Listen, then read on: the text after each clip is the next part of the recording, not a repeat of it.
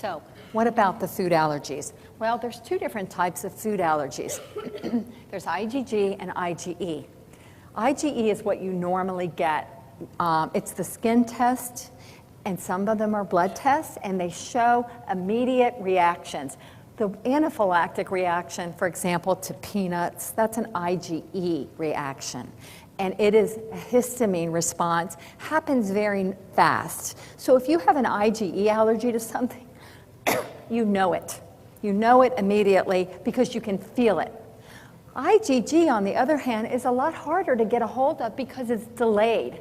It can happen anywhere from 3-4 hours to a couple days after you ingest the food. So you don't know what foods might be causing IgG reactions.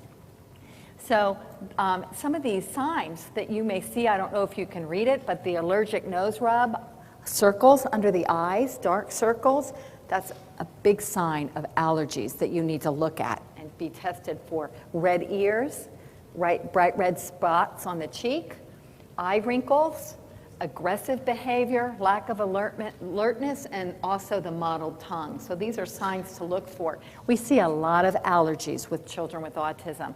Be aware that the IgE test often shows normal with children with autism.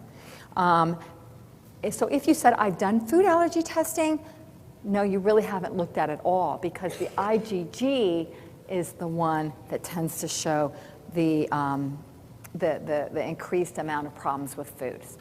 So that was a very useful test that I did that helped me to realize what I need to remove, because as long as my child was eating foods that he was reacting to on an immune level, he was going to have behavioral problems, and he was going to have inflammation in his intestinal tract.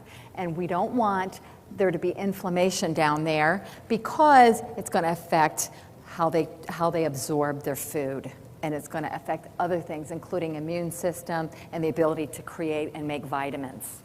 And it will affect the ability for the good bacteria and the good intestinal flora to live and thrive and survive. And it is absolutely critical for our health to have that good floral balance in the intestinal tract. So when you remove some of these other foods, you see improvements as well. So you'll see improvements in wheat and dairy, but if you do the testing and you know, or you see in the test that other foods are problems, you can remove that food, and all of a sudden you see better, your child respond better. And you see a lot of behavioral issues with food, and you think that's autism, but it's not.